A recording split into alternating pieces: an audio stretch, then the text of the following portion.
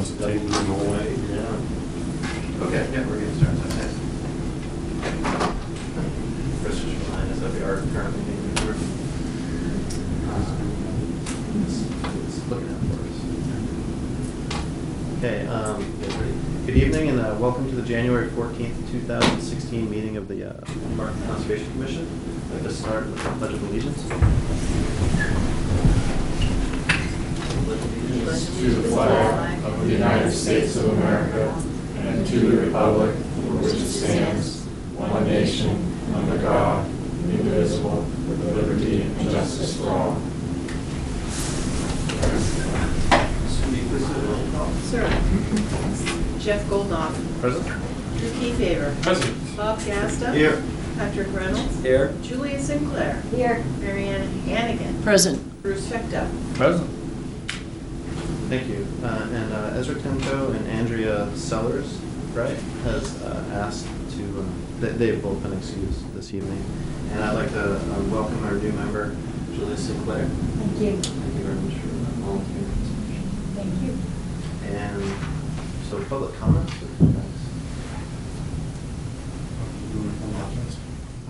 Oh yeah, sure. I should do that first. I'd like to appoint Patrick and Bob as all voting members this evening. So, public comments now.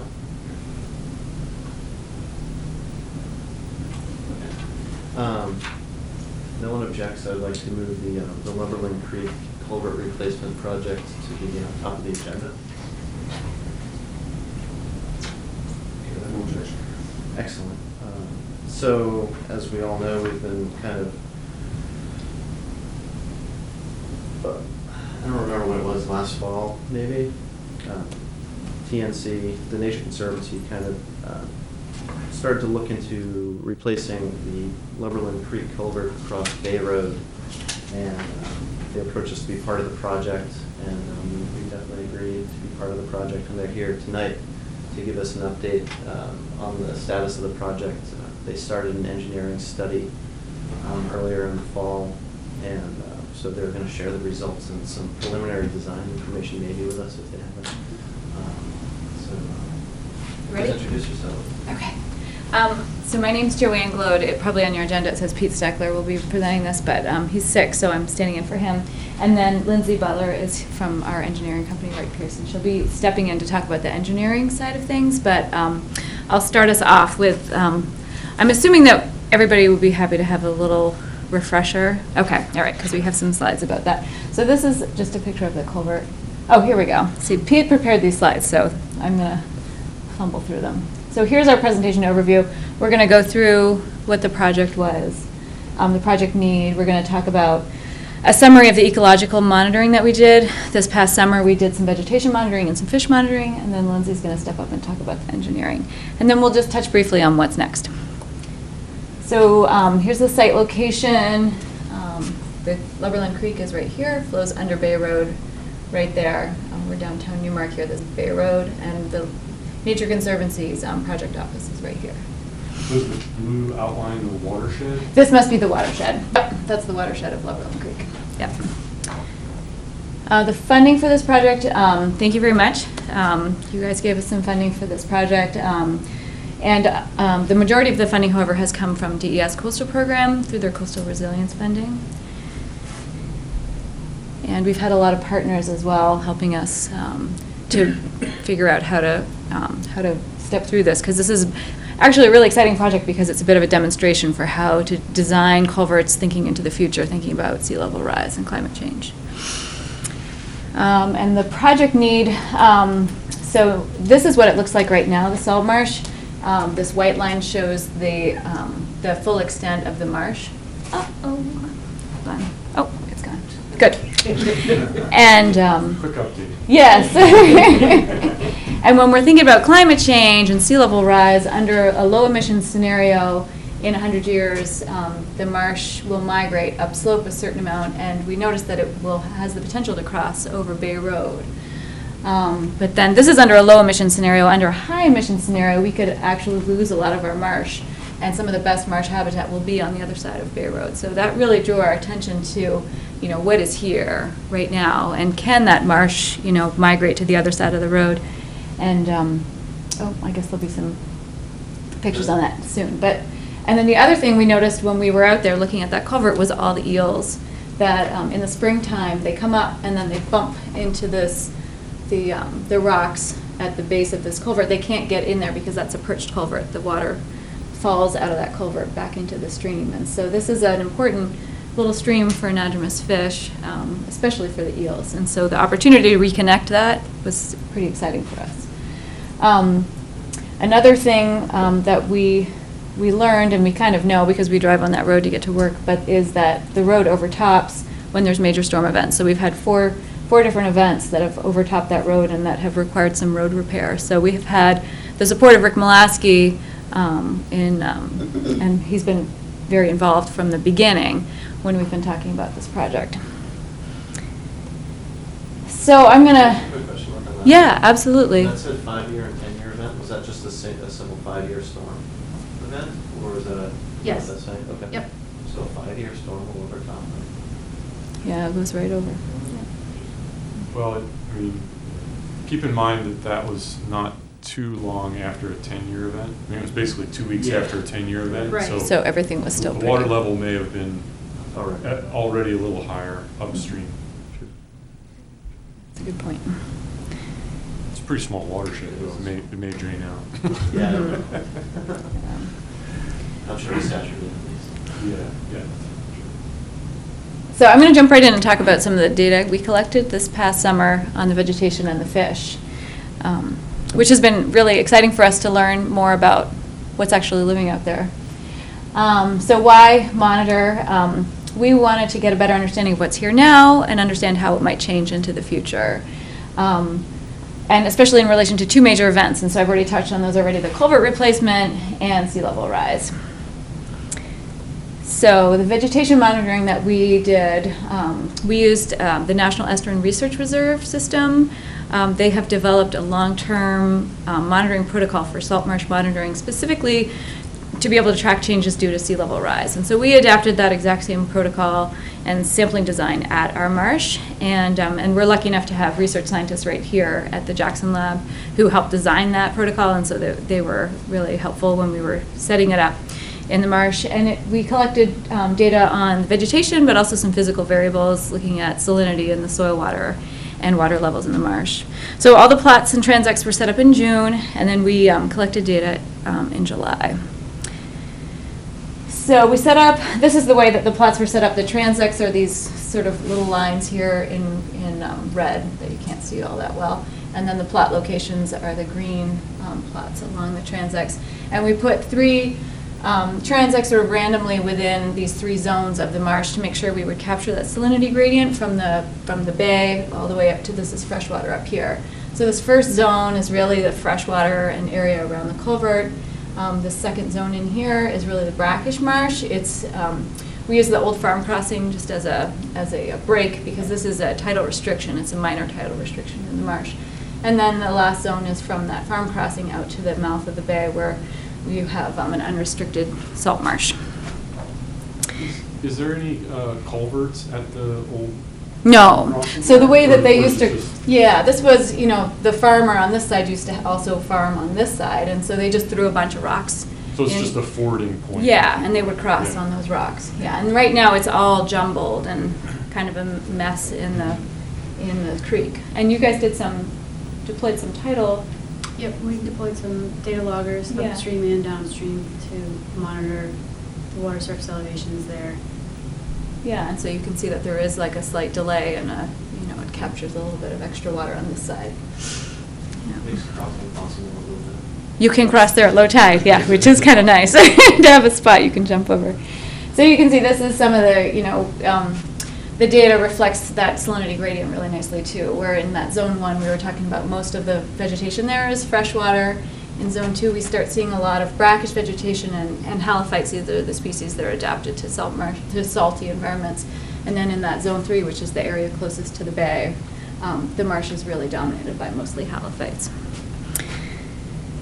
So, and then, you can't really look at changes to sea level rise or changes over time with just 1 year of data, but I just thought I would give you some examples of some of the data that we collected now that if we repeat, we might be able to detect some of those changes in the future. And so you can see here, these are the 4 main species that you see as sort of classic typical salt marsh species, and they're in relative high abundance all throughout the marsh. This is low marsh, high marsh, and upland edge over here. So our marsh is primarily vegetated, with 75% vegetated, 10% bare, 12% dead. It's a pretty healthy vegetated marsh. And over time, if our marsh isn't able to accumulate sediment at a rate that's equal to sea level rise, it might start to get overtopped by more floodwater. It might start to degrade. And so you might see these numbers change to, the bare, the dead, the open water might start creeping up, and the vegetation will start going down. So that's something we'll be looking for in the future. Also, there's this competition that happens at there's this zone in the low marsh. This is the area of the marsh that gets flooded twice daily with every high tide, where only really one species can tolerate the stresses in that zone, which is Spartina alterniflora. And so you can imagine over time, and this here is showing you from the low marsh to the upland edge, and so that species really drops out as you're going up in elevation in the salt marsh itself.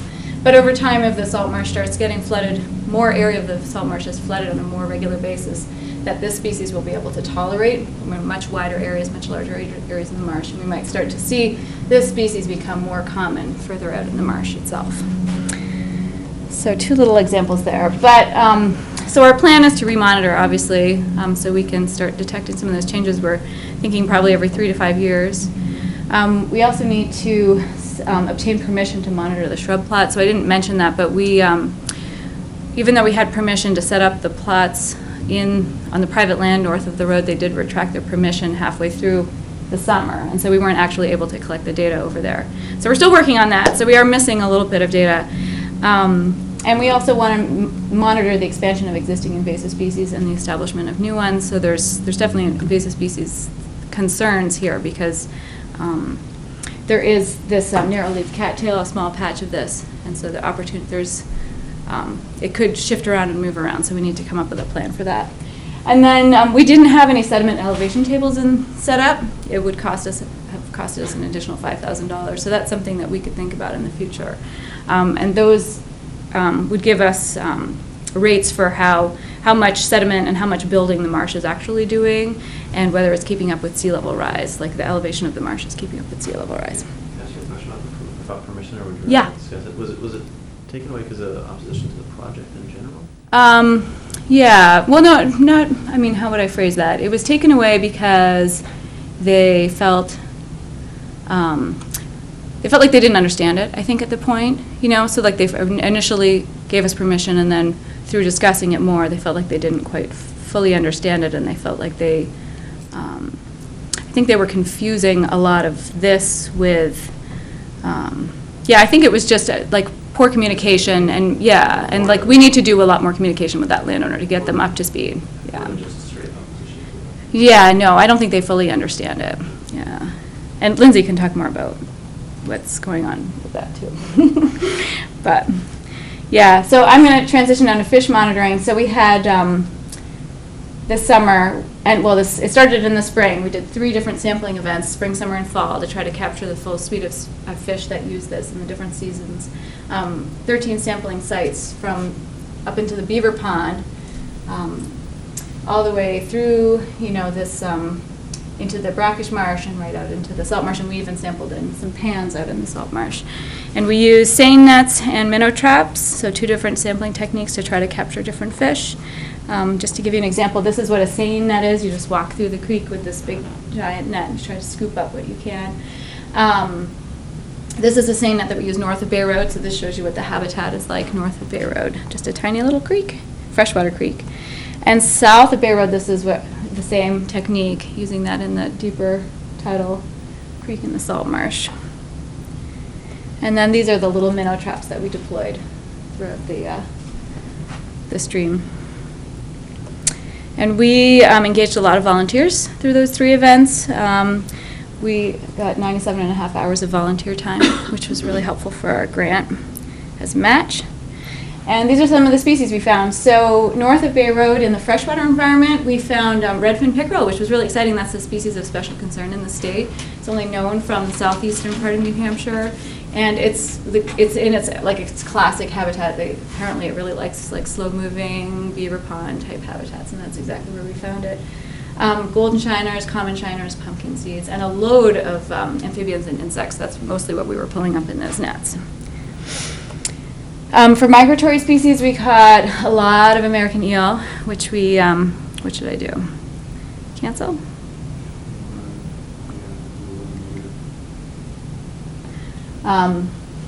American eel, the glass eels we caught right here in the spring, and then we caught a subadult, a yellow eel down in here in the summertime. And then white perch, we caught a lot of little white perch coming up. And then for salt marsh species, the resident species of the salt marsh, we caught a lot of those down in the salt marsh itself. 9-spine and 4-spine sticklebacks, a load of mummy chugs, and sand shrimp and grass shrimp. So the next steps for the fish monitoring, hopefully we'll have the culvert replacement, and then we will do some repeat monitoring. And hopefully that repeat monitoring will be able to document how we've allowed for better fish movement and connectivity of habitats under the roadway. So for example, it'd be great if we can find eel and white perch, that migratory run, that they are actually accessing the freshwater environment that they're seeking as they're coming up up that creek. And it would be great if the redfin pickerel and other freshwater or sort of species that can tolerate some brackish environment can actually come down and use that brackish environment and get back upstream. And the freshwater species, it was kind of sad to find those like downstream of the culvert because they are kind of trapped there. They're in such a really tiny pool. They can't get back upstream to the freshwater habitat up from the road crossing. So those are just some examples of things we'll. Oh, and I'm going to pass it on to Lindsay. There you go. Unless, well, we can, do you want to do questions afterwards for everybody? Okay. All right, so I'm here to talk a little bit about the summary of the engineering study, overview of what we've done to date. So this, it's on automatic, huh? Can I? What is it doing? We'll try that, see if it doesn't advance on me. So this is a shot of the existing culvert. We took this photo when we were out doing the stream survey work. This is the downstream side, and we started off this past summer with data collection. So we did some file review work, subsurface explorations, wetland and natural resource delineation, topographic survey, and then our stream survey and the tidal monitoring that Joanne mentioned. So I'll get right into summary of some of that stream survey work. So we went out and collected the channel geometry information for a portion of the stream reach upstream and downstream. And this is I don't want it to go ahead on me. We extended about 200 feet upstream of the crossing and about 300 feet downstream.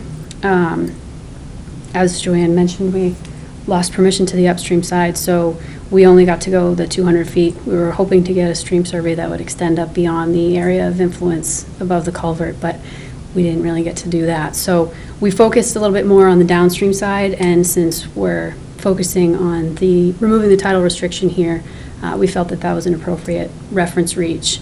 So our reference reach ended up being this section down here. You can see here there was a lot of gravel aggregation from the washouts of the roadway. Just a lot of just gravel deposits and some stream splits in that area. And upstream you could see a lot of sediment settled out because of the undersized culvert. And we also had noted the scour pool at the outlet. So this was helping to guide the basis of our design in terms of vertical placement of the proposed culvert. And these are just a couple of pictures. The upstream reach. Some of the information that we got here was relatively minimal. We also relied on some of the work that you guys had done with your monitoring studies. So we gathered what we could there, and characterized the channel in that section, and then we went downstream, and this is, you can see some of the gravel deposits, and this definitely doesn't look like native material for that stream section. So this right here is our downstream reference reach, which seems to be more representative of what we would see at the crossing with the new replacement. The bank full width is about 10 feet. Oh, it doesn't want to go back on me.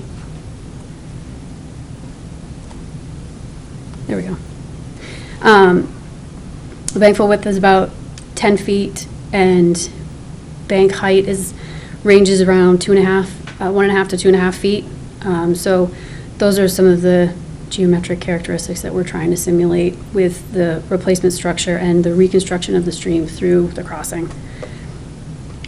And once we got all of our data collection and field information together, we wanted to take a look at the existing conditions plan, and we wanted to kind of,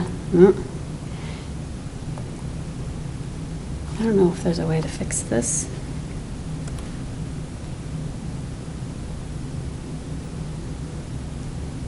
Maybe if I start from there.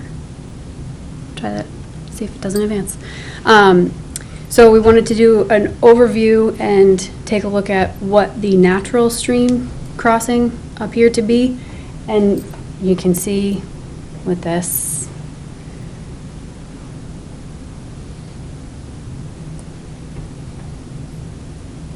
you can see with this portion here, this is the existing center of the channel alignment, and this blue line represents what appears to be the more natural center line in the channel. The existing culvert kind of forces flow to come over here and then cross perpendicular to the roadway. But if you kind of connect the dots between stream banks on the downstream side to the stream banks on the upstream side, this seems to be a more natural progression through. So we were kind of focusing more on that area with the replacement. And this map shows where we deployed our data logger for the tidal monitoring, which is similar to one of the locations that you guys did some of your fish study work. And that's just downstream of the culvert, correct? Correct. We did not deploy a data logger upstream. We only had access to the downstream side. We deployed the data logger in June for a period of 2 weeks so that we could capture the highest high tide for the month of June. And that was about 220 feet downstream of the culvert. And the data logger collected information on, collected readings for pressure, temperature, and salinity. And the pressure we were able to convert to water surface elevation. So what you're seeing here, this is a better slide to view that. This is kind of zoomed in on the highest high tide period, so you can see we used that data log information to as a basis for our sea level rise projections, and our sea level rise projections went out to 50 year, so the 2065, and 100 years from now, which would be the 2115. So we adjusted our data accordingly to reflect those highest high tides. And Sorry, can you just- yeah. So the data, obviously the data one is the lowest one. Yeah, Like, and this, that's basically that. yeah, it doesn't show up as dots, but it's the black line on the bottom here. And we did a little bit of calibration, so that's where we get the green line that is our representative highest high tide, which basically represents the highest annual high tide. And then we did our projections on top of those so that we could use that for our hydraulic simulation.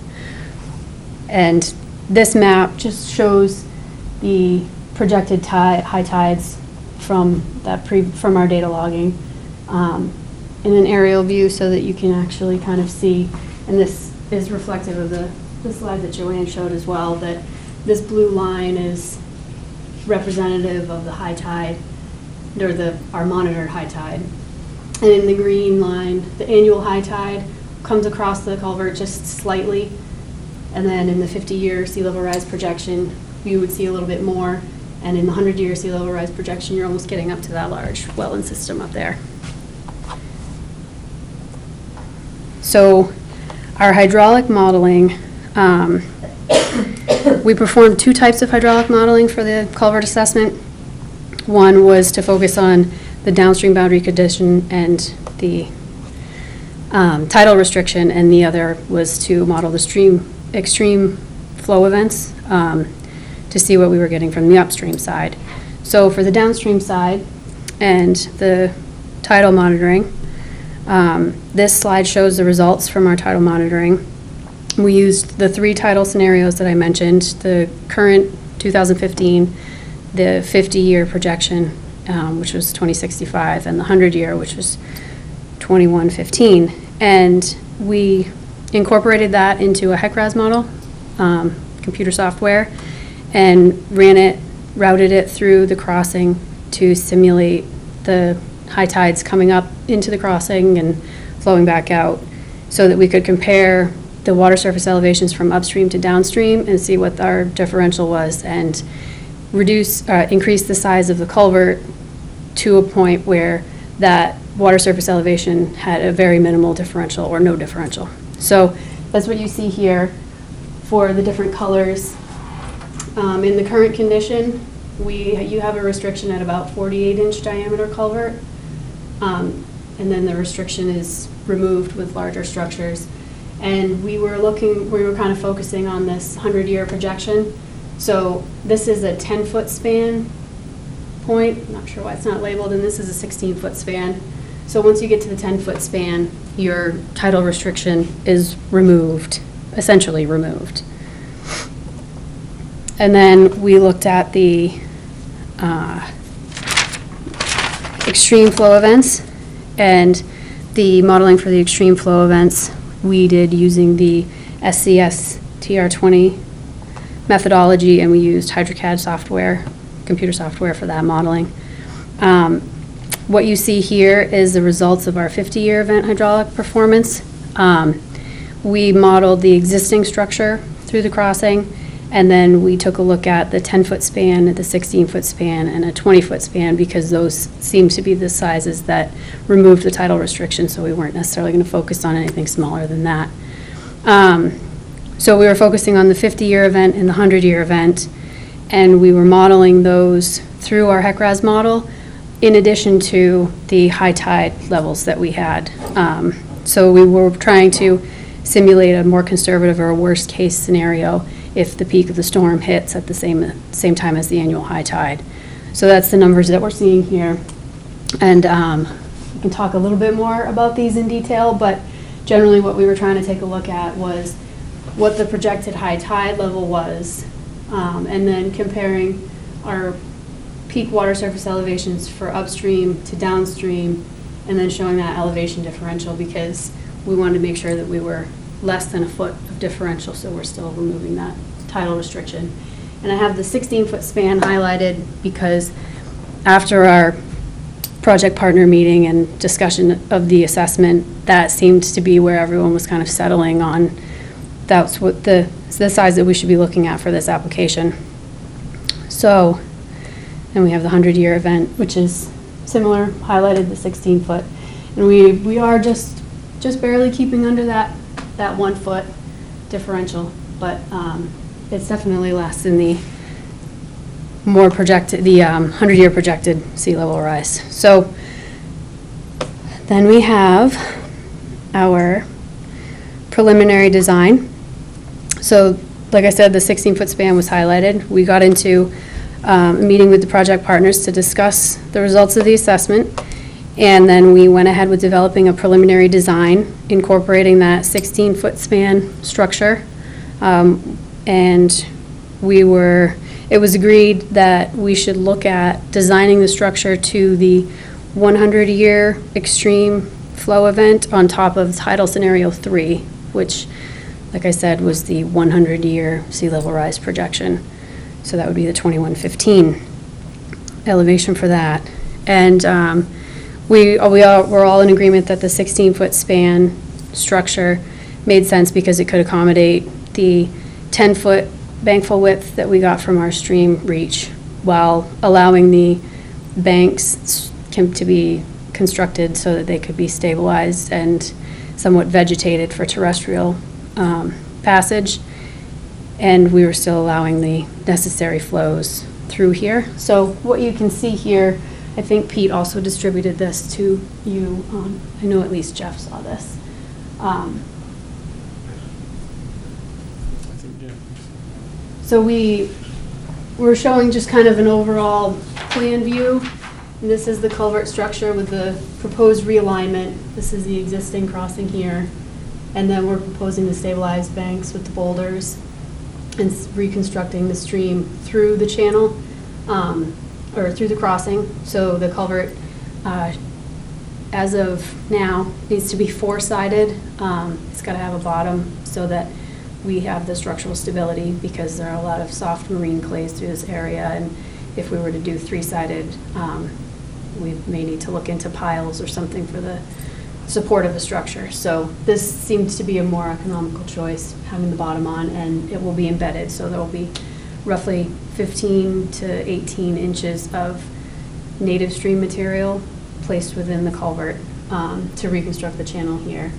And the other component, because the upstream flooding came to be a pretty significant issue, and it's something that Rick had mentioned several times being a concern for the town, we looked into raising the roadway so that we could accommodate the 100-year storm on top of that 100-year sea level rise projection.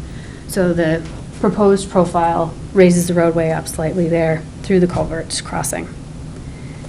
And this picture is just a sample, just to give you a visual of something similar. This is a culvert replacement that we did in a coastal town in Maine.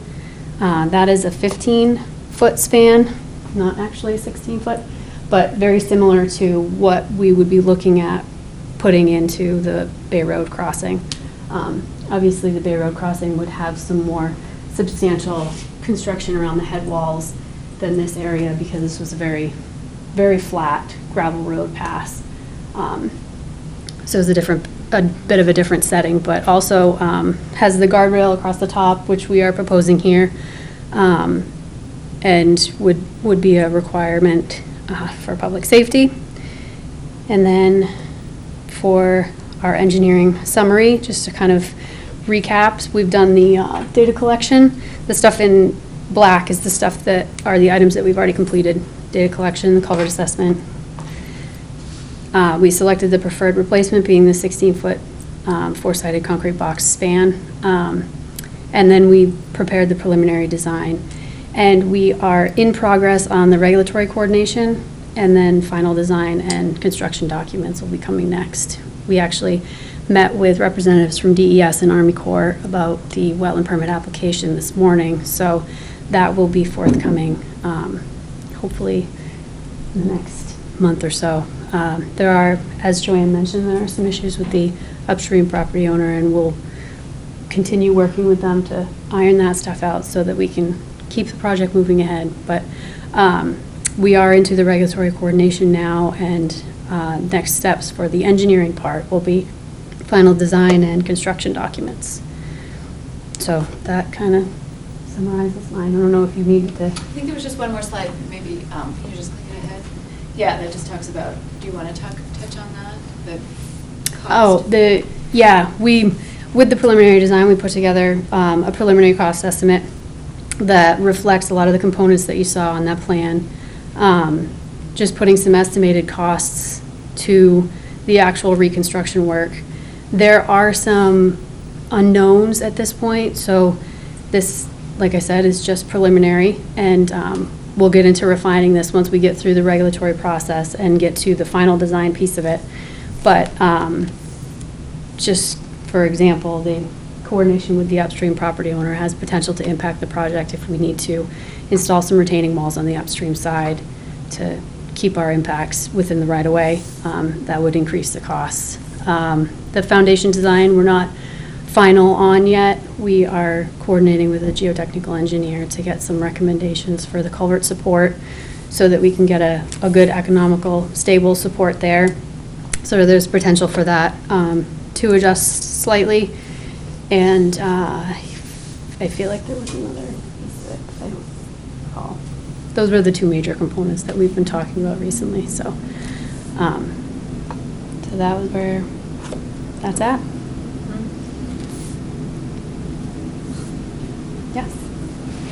Definitely have a couple of questions. Okay. Yeah, so when we talk about the 16-foot span, that's actually the width of the culvert. Yes. What's the approximate height The. from concrete to concrete? I understand that, Yep. that some of that will be reduced by From- material, but Concrete to concrete is 8 feet. So 8 by 16 open area, and then the reconstruction channel through. At approximately 35 feet in length, if you were curious on that. So what do you do, just out of curiosity, what do you do with the stream on the upstream side of the road? Do you like dig the new channel and then fill in the old channel, or do you just put the thing in and hope it changes? Or? We're not proposing to do any actual dredging or reconstruction on the upstream portion, or we would rather just see that happen naturally, because I don't know if you've noticed from what was there on the upstream side, there's kind of that offshoot. We think that there was an older culvert that was in the location where we're proposing the new one, and when they put in the CMP culvert that's there now, they just put it off to the side, kind of buried over the new one, and then the channel shifted, it kind of jumped itself over. But there's remnants of what the channel used to be in that location. So our assumption and our hope at this point is that once the channel is reconstructed and realigned, it will kind of naturally progress back to that location and redevelop as the primary channel, and the other offshoot area would just kind of redevelop back into floodplain. One kind of question to go with that is, do you know approximately how many feet above the roadway salt water will infiltrate? What is it, like 200 feet above it? Or do you know how far that 5-foot contour is? I can see it going up the channel there, but that kind of goes off the edge of the paper. Yeah. Because once you put that in, near the bottom, the salt water will cross the road. Yes, it With will. brackish water. So I was just curious. Yeah, I mean, so we took some salinity readings in conjunction with the fish monitoring that we did, and right at the culvert, it's very fresh. So I think we're seeing tidal movement, but we're not actually seeing, it's not tide water, it's like freshwater tidal. You know how like when the tide comes up and it pushes that water up higher? So I think it's actually freshwater tidal right there. So you're gonna see the water elevation move, but not necessarily any real spike in salinity until we see Until, maybe yeah. some sea level rise. Right. Yeah, but After several years. there's kind of an unknown as to what's going to happen that's why we wanted to do a lot of this baseline monitoring, so we can really capture what actually changes.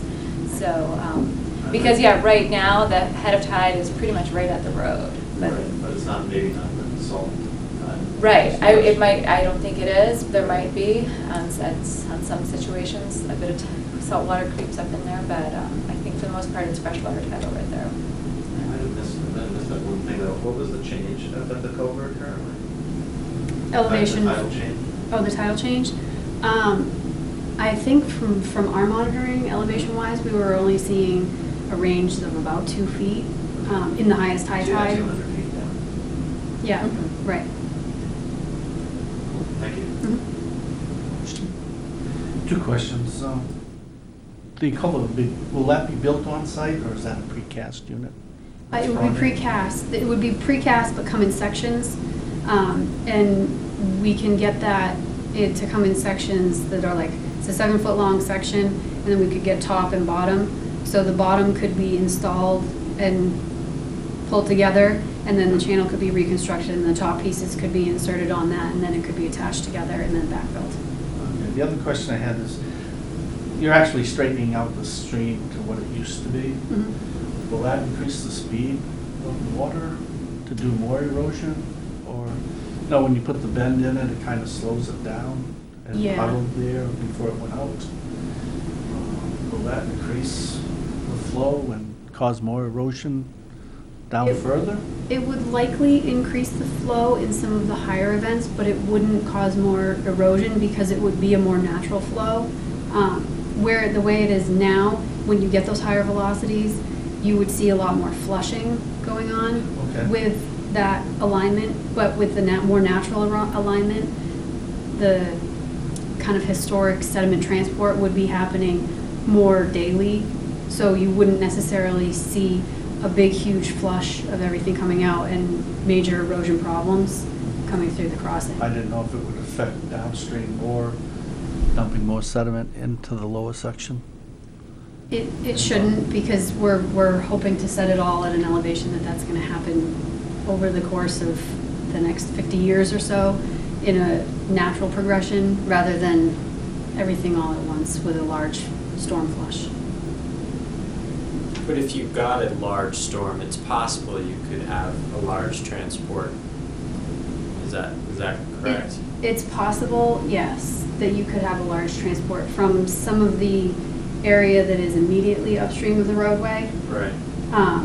But it wouldn't, I wouldn't expect that to just be a large plume of sediment that's gonna come through across the whole thing, all in one storm. Once you get those higher flows, you're gonna start having higher water elevations in that upstream side. So you're not necessarily just gonna be funneling everything through this one little tiny piece of it, increasing the velocity by whatever order of magnitude. It would still be spread out, and because we're providing a much larger channel, you wouldn't see those high velocities right in the centerpiece like you would with the smaller culvert. Yeah, the flow velocity should be lower because the area is greater. Yeah.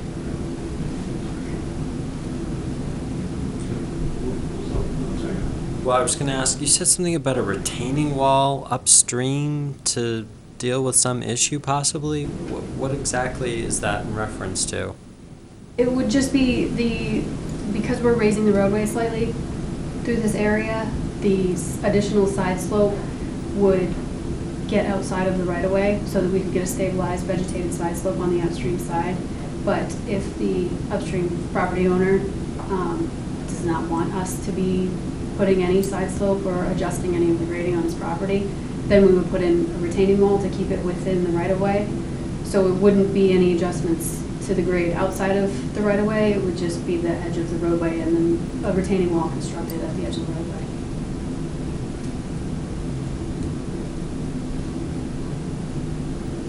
What was the projected lifespan of the structure? Projected lifespan of a concrete structure is roughly about 75 years.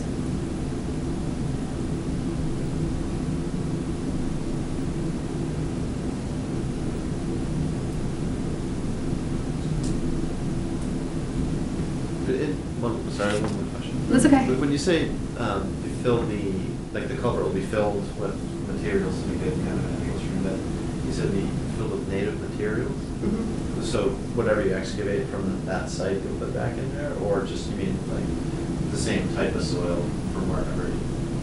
If there are suitable materials to reuse from what's excavated at the site, we would reuse that, but I'm not sure a lot of that would really be reusable, so it would be something that would be a similar gradation and similar type of material that we could put back in there.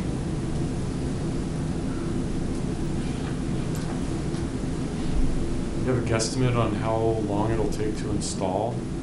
You know, at some point we have to say, go.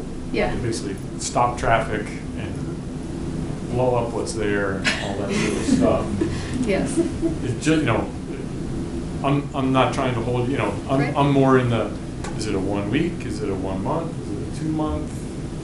It would be more like a couple of weeks. It'll also kind of depend on what the foundation design ends up being. If we get into a pretty detailed spread footing and have a concrete foundation, then we probably would be looking at 2 to 3 weeks of road closure time period. But if we don't have to get into something like that, we could just put the culvert in, and the culvert pieces themselves could probably be all installed in a day or maybe 2.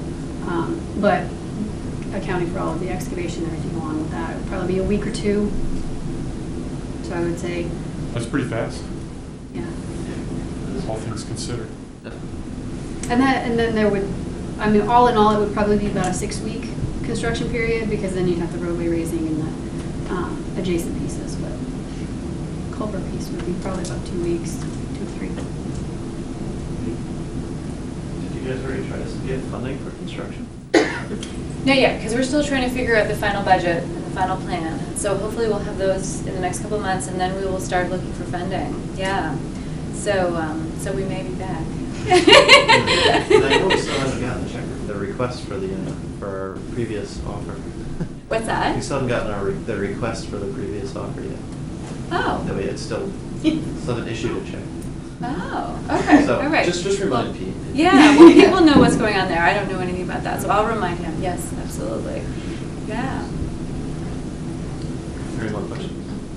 Well, I'd just like to say, I continue to think this is a really interesting project and a good example for us as a community locally, and a good example for other communities in our area.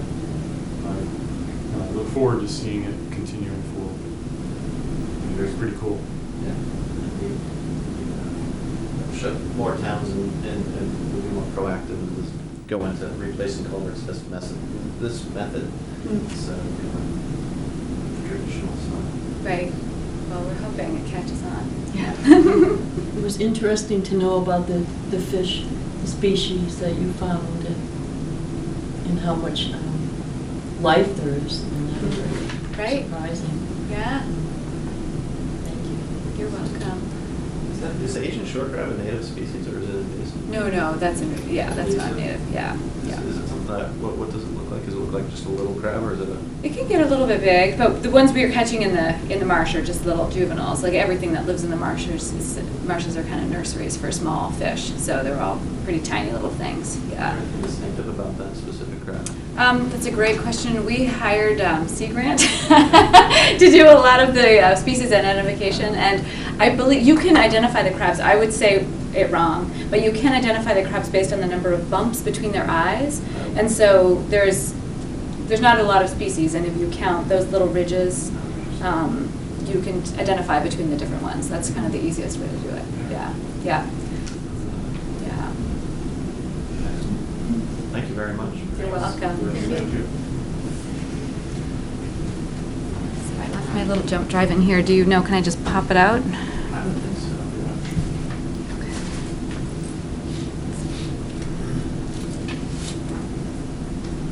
Right. Well, thank you for your support. Thank you. Yeah. Look forward to hearing again later. Yeah. Excellent. So the next item on the agenda would be the approval of minutes. And Sue distributed the minutes via email for. Yep. Sue had distributed the minutes from the December 10th, 2015 meeting, both public and non-public.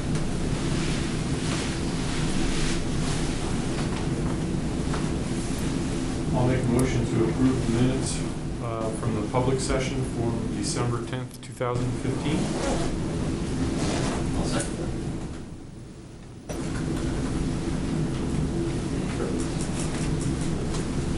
All those in favor? Aye. Opposed? Oops, sorry.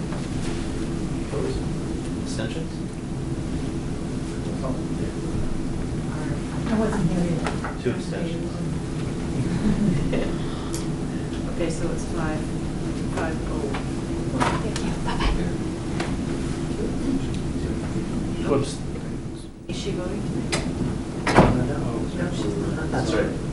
So it's 501. You're right, Nancy. More often than not. Keep us straight. That's right. Keeps us honest here. Okay, so I'll make a motion to approve the non-public minutes from December 10th, 2015. I'll second that. And I guess we'll just vote. All those in favor? Aye. Opposed? Abstentions?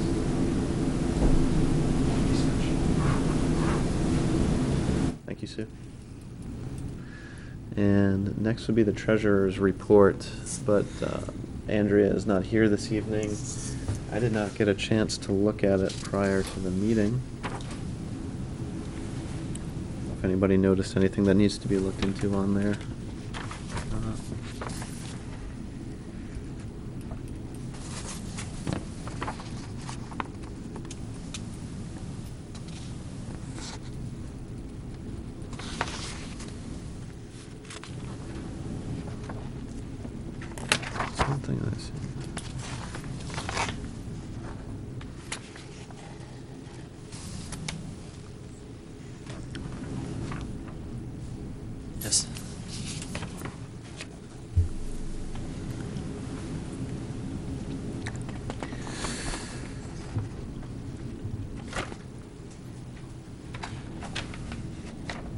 Yeah, there's one thing on there I hadn't noticed before, was a land use change tax deposit in November, but we must have picked up on it. So, moving on from that. Committee and subcommittee reports? Anything? I think there would only be not much going on. So. Moving on to the chairman's report. Just real quickly, in the last meeting I had distributed and mentioned the fact that out at Moody Point at tax map R2 lot 5-1-1 and 5-1-2 that NHDES had issued a cease and desist and asked that nothing be done until a further study be done to determine whether or not there were actually wetlands on the property. We received notice on December 28th that DES received further information from Gove Environmental Services, and they determined that there are indeed no jurisdictional wetlands on that property, and they removed the cease and desist order. I did ask, I made a request just so we could view the additional information that was provided, because it seemed like they wanted this long-term study to be done. And I just got that information this afternoon. I was out in the field at work all day, so I didn't get a chance to really review it. I quickly flipped through it. I'll distribute it to everyone. It looked like they dug some test pits soon after that notice was given, a cease and desist notice was given by DES. They provided some photographs of those, and that's about as far as I was able to get into it in the couple minutes that I had to review it. So I will forward that email along to everyone in the next couple of days. And there was nothing with it. It was just a single sheet of paper, so I don't really have anything new to share then on that at this time.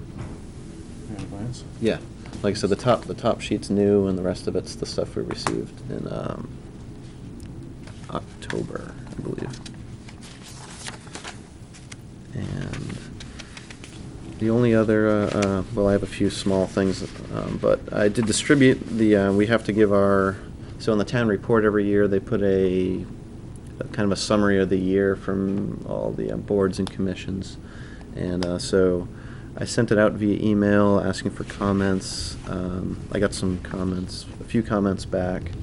I kind of have to have it in by tomorrow afternoon. If folks didn't get it via email, like paper copy, they can peruse it, and if you see anything you want, add it. If there's like a topic that I didn't cover that you'd like to see in it, feel free to add it. Let me know, and I can throw it in there quick. Tomorrow. I wasn't going to read it into the record because it'll go on record when the report is published.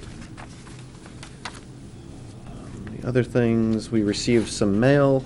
One piece was just about the meeting that NHDOT is holding this evening downstairs regarding the bike path and widening out on Route 108. So if folks are interested, they better hurry down. And then we got a copy of Great Bay Matters for the winter, the Southeast Land Trust newsletter. I took a quick glance at the Southeast Land Trust newsletter. One exciting thing, it looks like their Southeast Land Trust entered into an agreement to acquire 1,500 acres around Stonehouse Pond, which I know Access was close to for periods of time, off and on over the last decade or so.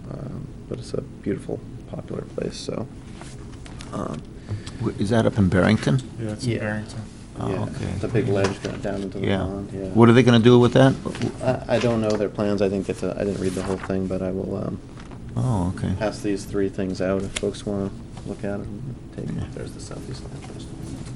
Thanks. Great Bay Matters is always. Oh, yeah, Barrington. And, the NHDES, basically the drinking water newsletter that they pass out.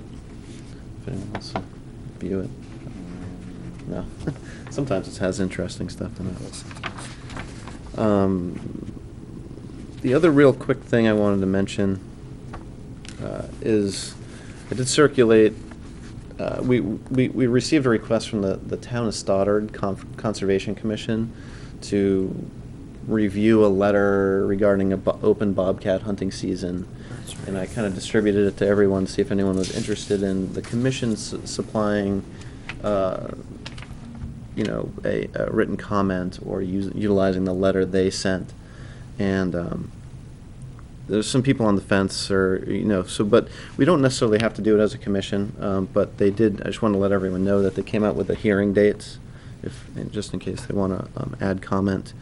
The public hearing will be Monday, February 1st at 6 p.m. at Representatives Hall at the New Hampshire State House. And then there'll be a second session February 2nd up in Lancaster, but I assume most of us won't make it up to Lancaster for that one.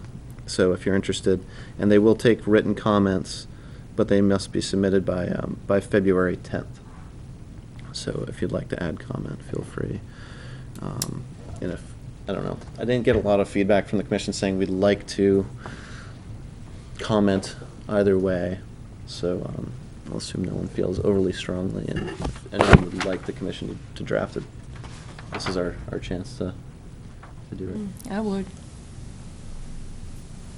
I would as well. I'm going to be personally. going on February 1st to oppose this, to oppose that, to oppose personally Yeah. the opening of the hunting of bobcat in the state. Because it's been a protected species since like 1989. But anyway, that's what I'm doing. I know that I would. I know that Andrea was interested, I believe, but she's not in this evening. I mean, we could vote to see if we want to supply a letter. It would be the quickest and simplest way, and if it doesn't pass, then we can just move on to the next item, and folks can. A letter to support or I not to support? I would be in. Well, I personally, it could be either way, but I personally would be into a letter to not support the opening of a season. Which is what the town of Stoddard contacted us for. I think they contacted us maybe last year on this too. I know we received something from or it could have been maybe 5 months ago or something like that. So it's to oppose the bill. Is bill it an is to actual bill open or up- is it a I- yeah, actually- rule change or whatever? Yeah, I thought it was is. just a fish and game rule change. It wasn't, there's no bill, there's no State House bill or anything like Right. that on this, because they don't usually rule on hunting and fishing regulations. It's done by Fish and Game. Right, they have the power, and the Fish and Game Commissioners vote, Right. I believe. Right. The only thing I was thinking is, I just don't know, one, do we even have bobcat present here in Newmarket? And two, do we even have a group of people, I guess people could come in from outside the town to hunt bobcats here, I suppose, if there was, some people thought there was an opportunity to find them here. I guess I would be surprised if Newmarket would be sort of on the list of places people would be seeking to hunt bobcats. Or are you thinking more in general just as a statewide opposition to this? Or are you thinking more as specific to our town? I would personally, I would say both. Both. Yeah. I haven't seen bobcat. I've actually spent thousands of days in the woods myself, and I've never seen a bobcat. Yeah. I believe I've seen tracks a couple of times. Uh-huh. I do not know if there have been confirmed sightings in Newmarket. Oh, I'm I sure bet there are. Yeah, I can't see why there wouldn't. I be. haven't seen any in the woods myself. Except the studies that they. I've yeah. seen tracks. Yeah. You're likely not to see them. No, I think the best chance is probably to pick them up with one of those motion detector cameras. That Exactly. If you put it in a spot where you think they might be. And When they were put into protection, I believe there were less than 70 of them in the state, what they estimated. And now there's in excess of 3,500 in the state. the estimates that they listed were 1,500 in the winter and 2,400 in this, or 2,500 in the spring, I believe, after. The reason for the hunt is to, call it back down a bit to ensure a healthy amount, a healthy Well- bobcat. That's not the reasons they stated, but. Yeah, I went to the Fish and Game meeting, and back in January, they said it was for increased recreational opportunities Right. for the hunters. That Like was the they say reason. that at the meeting. Yeah, that was the reasons that I read that they stated as well. And if you go to their website, the Fish and Game's website, they have a Bobcat season proposal page, and they have a bunch of links things at the bottom. If you click, it just expands and gives you a paragraph about reason for it. It's this controversial. Like there's a whole bunch of things you can click and read. But I mean, I would say that I'm not a scientist, so I don't think that I'm the person that's qualified to convince you. And so that's kind of my perspective. I don't want to be the one that convinces you to vote one way or another on it, because, like I said, I'm not a scientist. And if you don't, I don't.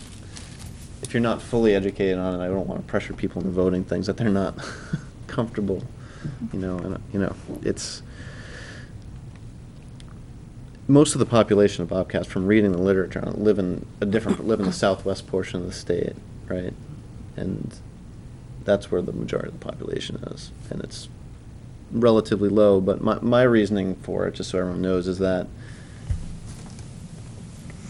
I would like to see the population studied for a longer period than to say we're currently at a spot where we can take 50 away and it won't hurt it. Well, it was protected in 1989, which was not a very long time ago, at all. And to see if a wild population is self-sustaining, I think they should maybe observe it for a little bit longer, because it's just back to, who knows what the population really was before, but it's to me, it seems a little premature, and to hunt it purely for what they have said is basically kind of recreation or traditional, for tradition or recreation didn't seem like, to me, like the best reason for it. So, but that's the only reason I brought it up, really. But I mean, if folks would like to vote on sending a letter, we certainly can. I think we should vote. Motion, Somebody needs to make a motion, or not. and I'm not. Yeah, I don't think I'm going to make a motion on it tonight. I don't feel like I still know enough to have an opinion one way or the other. In that case, I would just like to encourage people to visit the New Hampshire Fish and Game website and read up on the Bobcat season proposal, and if they feel so moved, to offer some comment to Fish and Game. There's also a UNH study that I found when I looked at it after you brought it up initially that has a lot of information. I guess I don't feel like, even after reading that, I wouldn't have enough knowledge to know whether there should be a hunt or not, I guess. Yeah, the Fish and Game website has links to a lot of different studies, fact sheets, all sorts of different stuff about it. And the thing that it doesn't, the information on there doesn't all just support a hunt. It's just information that's there. So, but I do think it points out the overall thing that we're seeing across the state is that whether it's black bear populations or bobcats or other animals that at certain times there were less of, there certainly are going to be more of them maybe in the future, and it's not something that's going to go away. There's going to be other concerns about interaction with wildlife, and how that's going to be worked out, I think is something we'll probably visit again at some point. definitely.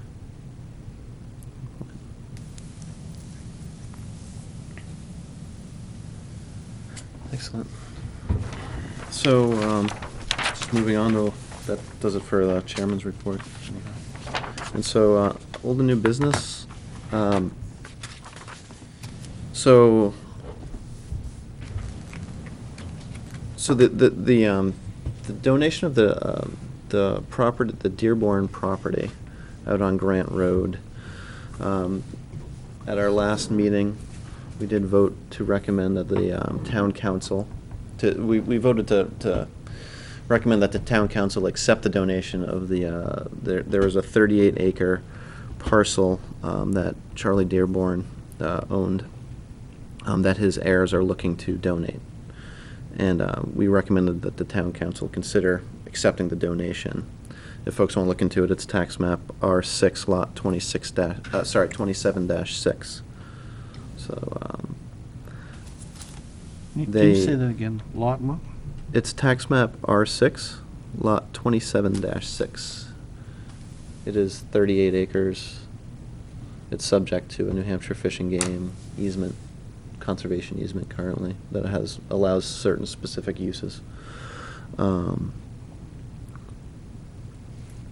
So, just so folks in the public know, Sherry Spencer is the executrix of the estate, and she's the one that brought that to us.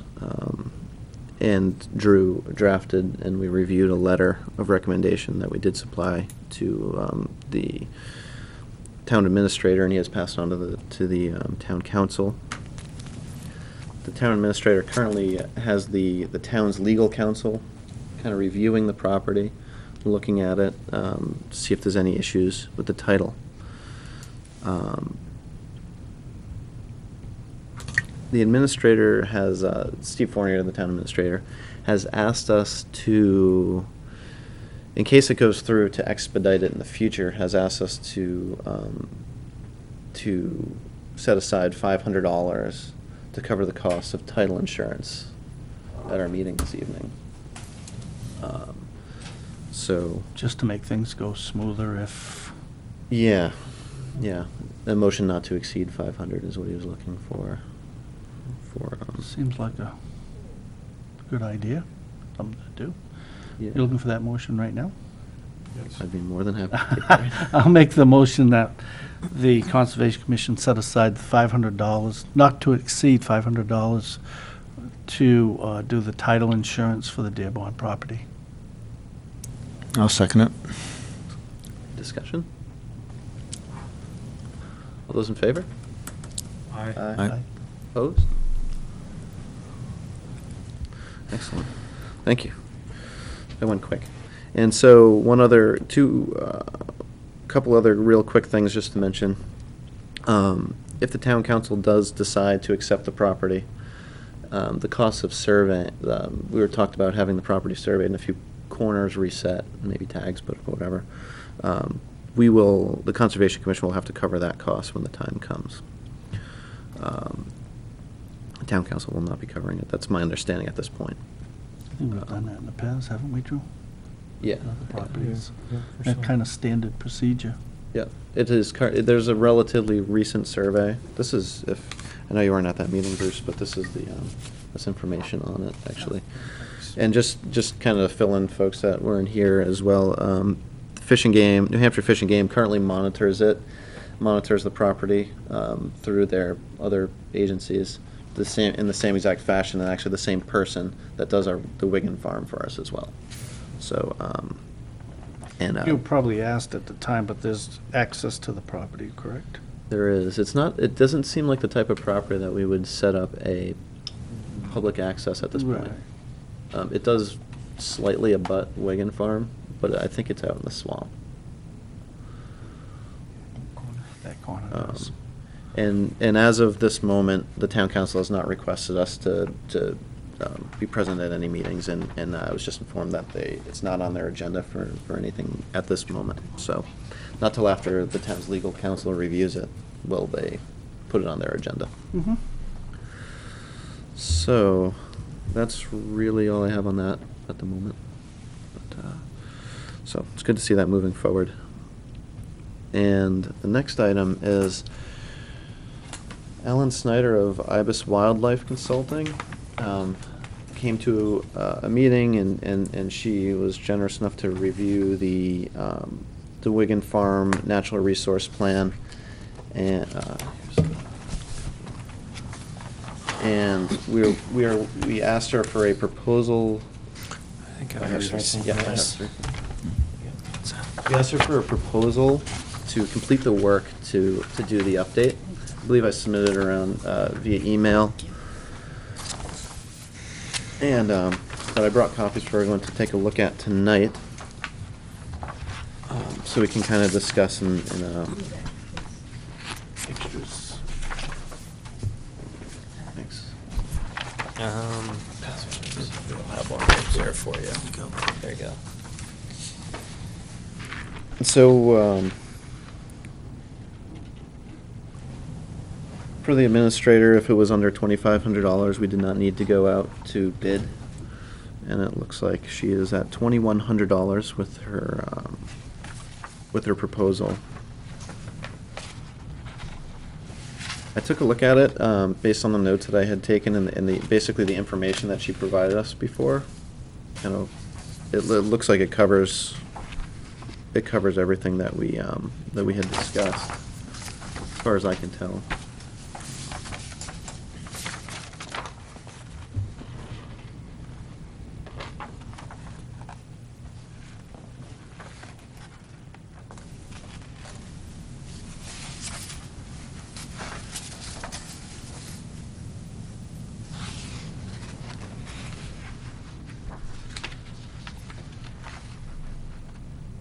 So what are our next steps? So our next steps would be to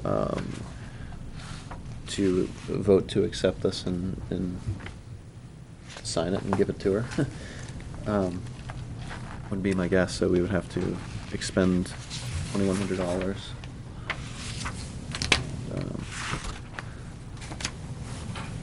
Provide this back to her. I don't believe I'm not sure if we would have to. Assume we'd cut a check later. Yeah, So we payment just is have to- due when final plan document is submitted. Right. It says in the back. Oh, sorry, I missed that. Oh, yeah.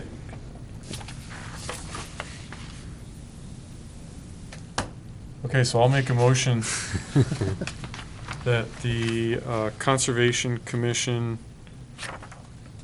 hire Ibis Wildlife Consulting to perform an update of the Wigan Farm Natural Resource Plan, and that the expense for that not exceed $2,500. What was that amount again? 2,500. Yeah. Just in case it's a little more. Yeah, she has $100 in here for copies and other supplies if it goes a little above that. You know. Sounds fair. I'll second that.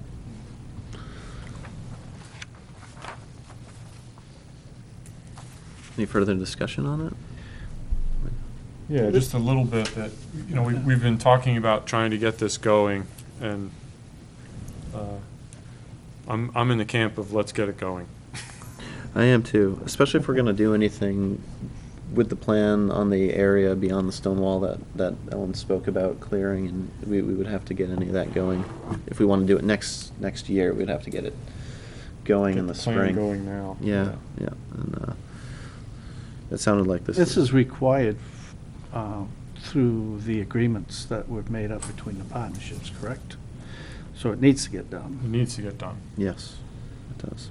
And Ellen has always come through in the past Yes. with Yeah. all her projects, so. She's very familiar with this property. So, as she attends the camp meetings for us, and I believe was involved in the original writing in some way. So, Well, I'm on board with you there too, so. also have a discussion. All those in favor? Aye. Aye. Opposed? Excellent. Thank you. I will sign this and get this back to Ellen. Great, thank you.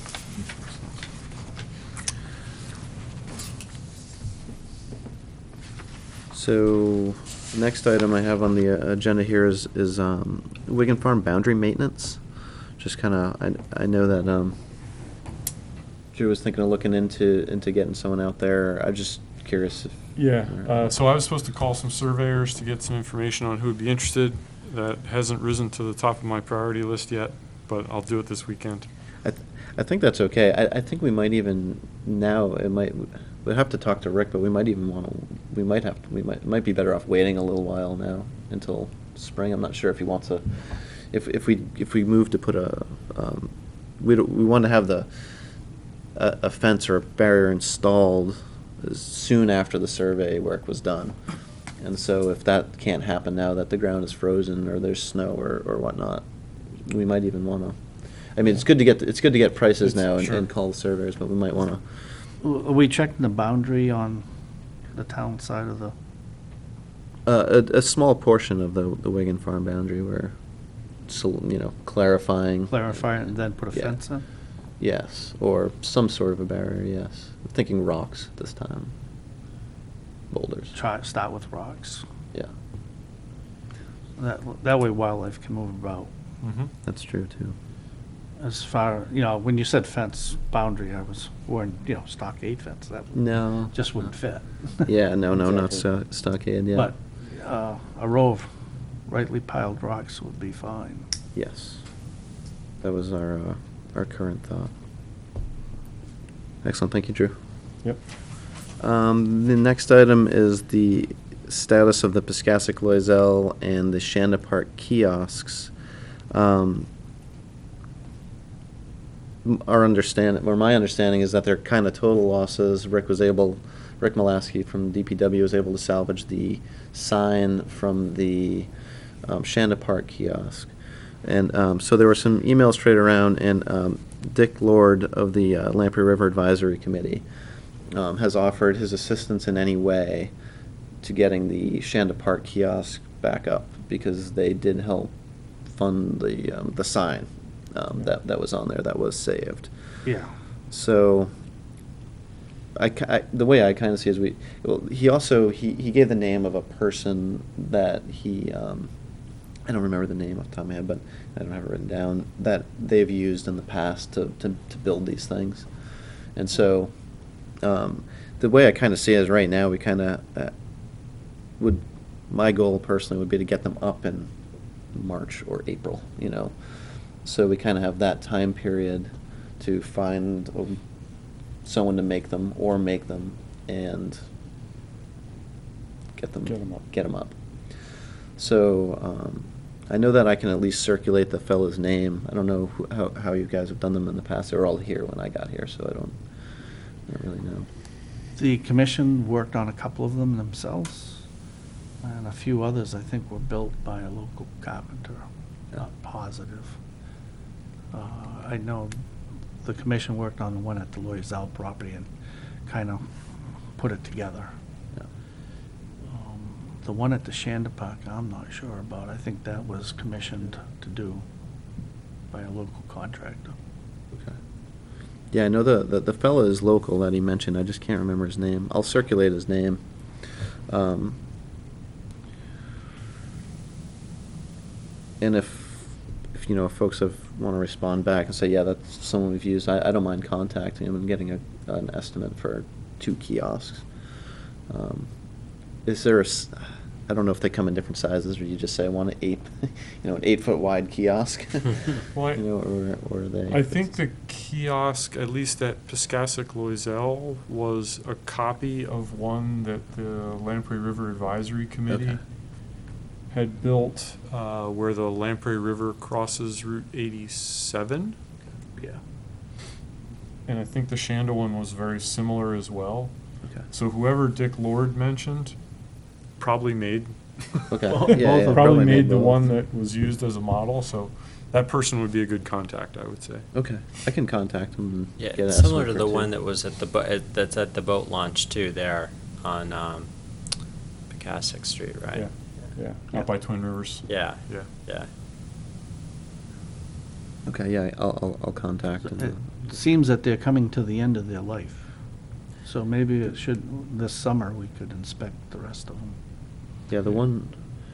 The Pecassack Landing, for one, Bay Road, Heron Point, see what that's up to. I thought there was one more out there. There's one out on 152, but that one's pretty new. It's not a kiosk; it's the sign for. The one at Wigan Drew Farm. and I and Jim kind of put Bergeron, that together not long ago, Yeah, so that that one one's pretty should new. still be in pretty good use, Yeah. pretty that- good shape. That was that treated material? It looks Was. treated. I think the posts were, yeah. The post were, Yes, yes. yeah, so that one's probably good. The other ones were not, I believe. Right. So, Exactly, yeah. and I think that's probably why they fell over. Yeah, these snapped right there at where the wood met the ground. The one on the LaSalle one, because I was the one who found that one. It was just right over. Yeah. So I don't believe that one ever got finished. yeah, it didn't look like finished Parts, wood. parts of the roof, they ran out of shingles. The back of the roof. So, okay, so I'll contact that fellow and get an estimate for 2 of them.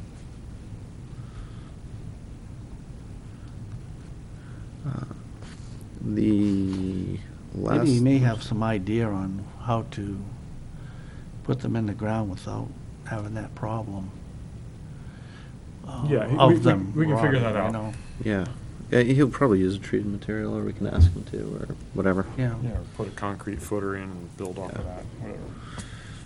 Yeah, we can, I'll ask him for just the general price, and I'll tell him the problem that we had and ask him for solutions. Yeah. So. The last thing I have on here is the easement monitoring reports. I believe they've all been, and Drew helped me out quite a bit on that, and I believe submitted pretty much all of them. The only one I don't know about is or maybe I just missed it in my email, is Nostrum. That one has not been sent yet. The report is done, Okay. and I need to mail that out before the end of January. And, yes. Newmarket Farm, Newmarket Farm. yeah. And that And- one does actually, I believe, physically need to be mailed. Okay, because the other ones all just could be emailed. It Email, seemed like that was yeah. sufficient for email on the other Yeah. ones. Okay. Yep. All right. And then the other end of easement monitoring is we received a report from Southeast Land Trust on the Dodds property, Oh, yeah. which is, for folks that, like me, didn't realize that we had an interest in that property, is at the corner of Neal Mill and Grant Roads. There's kind of I don't know if, there's a big field right there, and there's an old barn across the street. Mhm. So it's the field side only, I believe, from looking at Mhm. this. There are a few things that that were pointed out as areas of concern. So I think the best thing I should do with it, because they're areas of concern, I don't, and folks haven't reviewed this yet, I think it'd be better if I circulate it and then we discuss it at our next meeting, instead of kind of going at it blind, so I will circulate that.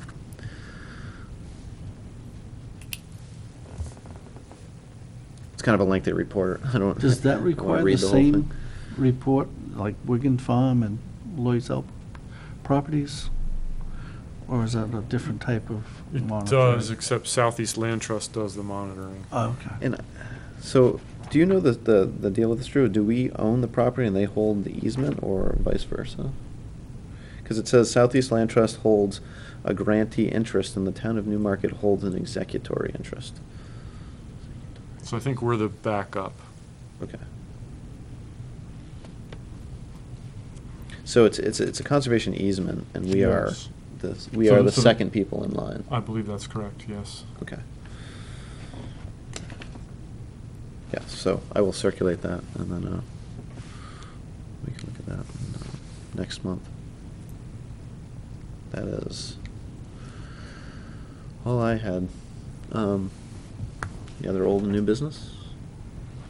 Oh, well, I had 3 things actually, but I'll be really quick, I promise. It's only 8:30. One of them was, we had discussed this a little bit previously, which was doing an updated map of all our town conservation areas. And I did a little bit, just looked at some things that other towns had, and I was interested in doing that. I would be willing to volunteer to start looking at what we could put together, build off of what we already have. I understand that UNH Diamond Library has some excellent mapping resources that are available to the public. I think you might have to print for copies, but you can create things over there. But the idea would be that we could post something online so that people who are interested in going to conservation areas in Newmarket would have a better understanding about where do I go, where do I park, or where's the trail, and what are these places named, and where are they located, and give boundary maps and things like that. Like similar to what I saw some of other towns had that just helped people. And then the other thing I thought would be helpful about a map would be it would show overall, if you had an overall map of the town of Newmarket, and then you showed specific areas that were either under easement or conserved, people could have an idea of protected land within the town. Because I don't think that everybody's aware of how much land is protected under other easements or things like that, and I think it's just a good thing for people to be aware of. So that was what I was interested in pursuing. You might have a starting point downstairs in the file cabinets of that very thing. Do you mean kind of like the one that's on the website currently, but Just like the one just that's better detail, yeah, I would say. And what I found just as a newcomer looking at the map is it didn't tell me that much. I didn't know if I went to the place, was there a place to park? Was there a trailhead? Can I even walk on the land? Things like that aren't readily right. knowledgeable when you're just looking at what's online right now. So what I would almost think that we could do is we could didn't Stephanie create that? I believe Stephanie put that together. There was one created recently. That's why I say I bet this. Yeah, so that would I can't Right. remember if she gave us the digital file, because I know she created that on ARC. Yeah. It's a a GIS product. Mm-hmm. I have some I do use that software to a certain extent, and I did create a trail map of Wigan Farm and of Piscasset Loisel a while back. I wasn't overly happy, and I kind of faded to the back burner a little bit. So I mean, I would be interested in helping you with that project. That'd be great. For I sure. could use all the help I could get. It would. Yeah, definitely. Weeknights or Sundays. Yeah. I could Well, do it, but- and the other thing I had question would be, does the planning department have a map that shows by lot each piece of land and whether or not there's an easement on it or any kind of conservation layout that way? I don't think more than we have. I don't know. Okay. But you can go you can go to Maps Online, and you know which parcel it is, and you can click it and see who owns it. Right. You can always look at their deeds, look at it. But like Ellen Snyder was very interested in this as well, and she Right. offered to help do this as well. That's who I was thinking we could also reach out to and see if she Yeah. would give us a little tutorial, because she was the one who mentioned using the UNH resources as well, because she said there was overlying maps that you could use that were existing that showed all of the different conserved lands by different groups. Yeah, and so you can download that data from Granite. Oh, As okay. a layer, typically. Yeah. So you could take whatever map you want to produce, and you can download that layer, and it would just sit on top of whatever base map. Like, I think that might be what Stephanie did, but as Ellen pointed out, some things are not listed right in Right. Granite, or not listed at all. So when she threw it over the basic topo map or whatever of Newmarket, it didn't come out perfect because the database isn't perfect. Hmm. So, yeah, working with Ellen on that, I think, would be helpful, and she did offer her time to help us with that, too. So. You might want to check with the town administrator, too. I think they were doing some research into finding out what available lands there were or properties that had liens on them in this town. And they may have done some research, and may have come up in their research. So you might check with Steve Fournier. Okay. if you want.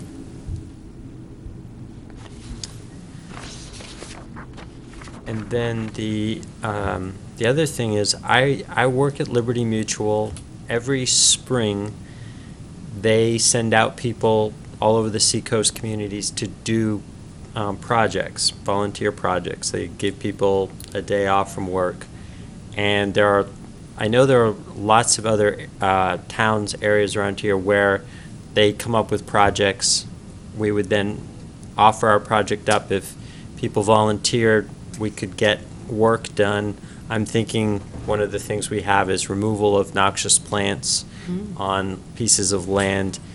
That would be a perfect project to propose. Or if there's another idea of something, I would be happy to make the suggestion that we would have a project for people to do, because I know there's lots of people who work at Liberty who live in this community and they're always interested in volunteering in the community they live in. So if we put forth a project, we could probably get a good number of volunteers to do something like out at Wigan Farm, where we have a lot of plants that need to be removed. Or if there's another place, we could talk about it as a group and figure out if there was something that we wanted to suggest, and then I could put that forth. What kind of lead time do you need for something like that? Well, they do them in May, and we'd have to get it submitted, I believe, by April, early April. I was looking at it today. It's a good time to do it. So, yeah, they do it when it's nice weather, but not so hot that they have to worry about someone The keeling soft ground over. helps, too. If we're removing invasive species, If the we're soft- removing invasive, soft spring yeah. ground. Well, it could be something else too. If we don't have something like We- that we- fits that, we could come up with another project. Yeah, I was just yeah. suggesting that one, but I think, we could certainly find something. Yeah, I think so. We've traditionally tried to do invasive species removal in May, Yeah. I believe, or April even. So, yeah, it's hard for me to think about a specific date at the moment, but it sounds like next. Yeah, if we could start thinking about it, and then, like I said, we need to get something in early April, late March to get it into them. If they approve it, which I don't see why they wouldn't, we qualify under all the guidelines, nonprofit group or government entity, Yeah. public land, so. If we put like a number, do we put a person number? Do we say we'd like 10 volunteers? Well, they like projects that don't have any less than 5, and we'd probably want to put some kind of limit on it just because of the number of people we could have in one place. Yeah, that's what And I was then thinking. the only other restriction is no power tools allowed to be used. Yeah, we do We don't want to have many. any injuries with power tools, so. Yeah. What's a power tool? Weed wrench. Weed wrench are pretty powerful tools. Yeah. It's not Just- electric just- or gas. Yeah, nothing electric or gas It's not operated. motorized. I think. It's That all motorized, chainsaws. no It's on- chainsaws, no. That's right. Flamethrower. Yeah. Mechanized but not motorized. Yeah, no tractors. Okay. And then the last thing I have is, so I know we're a sponsor of the fishing derby, and I actually live adjacent to the property where it's held, and over the last 3 years, the pond is degrading in such a way that there's less and less water in it. And it's become a real challenge. Last year, there was a drought, so that contributed to it as well, but there was literally hardly any water in the pond on the day we had the fishing derby. And it was only through the valiant efforts of the people who run the fishing derby that they were able to pump some water into the pond and actually make it happen. I wanted to just reach out to John and find out if there was anything we could do for them to assist in making it better. I don't know if there's any improvements or anything like that that could be done, but I know it's on a private property, but it certainly was having an impact on the event. As I talked to people, they were a little frustrated because it didn't make it as much fun as it has been in the past. We were all basically crowded into a very, very small area where there was enough water to actually fish. So I don't know if there's anything that John has in mind or that the committee that runs the fishing derby is thinking about doing, but I just thought I could go to him and ask and say, is there anything that you guys are looking, is there anything we could do to help you keep the event going? Where does that thing get is it fed by a spring or something, that little pond? Because I walked up in there, I don't see any, like there's like a little trickle of water coming in there. Yeah, from it's a something. small amount of water, and when the original pond was built, there was a dam put in, and there is some springs that come up through the pond, but what's happened is at the end of the dam there, that area, the outs source area where the water flows out is degraded, so it doesn't hold as much water into the pond anymore, and so it's drained down quite a bit. And so where they hold the fishing derby at the other end of the pond, they've created smaller ponds where the kids fish, and there just wasn't enough water in those ponds really so they actually, I think they borrowed from the fire department some pumps that you would use in the event of a flood, and use those to pump some water in from other parts of the pond into the little ponds where the kids fish. So I don't know if there's anything. I know that the committee would like to do something to make the pond better. The group of volunteers that run the fishing derby, and I just didn't know if there was anything we could offer to do to help them. So I was gonna, reach out to John, who's the director of the recreation department, and ask him and say, you guys got anything that you're looking to do, or are you looking for assistance? Is there anything we could do to help you? I don't know what we could do. I don't know what the process is. It's the dam that's failing. The dam is definitely the earthen dam is fine, but there's a place where they designed to have the water go out. Right. And that is not working, so that it doesn't hold water in. It used to be able to close it, and then you could raise the pond up for the fishing derby and then open it back up, and the water would flow back out once the fishing derby was over. With that, they can't raise or lower the level very easily anymore, so it's only whatever water is in there is what they have to work with, and the last few years have been so dry that the water levels really dropped quite a bit. We'd have to be careful about, spending any money on private properties. Right. And that might be it, and There I may just be- thought I'd ask. There may be ways around it, too. Who knows? Right. Maybe just find a new place to have the fishing derby. Could be tough. Yeah, one of the things I think about it that makes it work, this is a kind of a guess on my part, would be that it is private property and they can just dump a bunch of fish in it. Right. You can't I don't think you can just go to the lamprey and dump a bunch of fish in, so. Yeah, you can. You can? They do in Lee. Really? The I think you'd have to townspeople get do. the permission from Fish and Game to do something like that. The little stream on Tuttle Road. In fact, that land just became conservation land, that farm. The town puts in fish. The town Yeah. puts in fish for the Lee Fishing Derby. No kidding. Yeah. But they go through Fish and Game to do it. I'm not sure who I've just brought my granddaughter there a couple of times. And they're not asking us for anything, so again, it's not like they've made a formal request of any kind. I just thought I would see if there was. There's no harm in reaching out. Yeah. Right. And if they say we'd like assistance and this is how, we can definitely Bring that invite back, them yeah. to a meeting, invite Yeah. them to our meeting and have them bring out what they, a proposal to us, or, Okay. you know what I mean, just Yeah. their thoughts more or less. Yeah, sure. Excellent. Okay. Thank you, Patrick. Great idea. Anything else? Make a motion, we adjourn. I'll second that motion. All those in favor? Aye. Aye.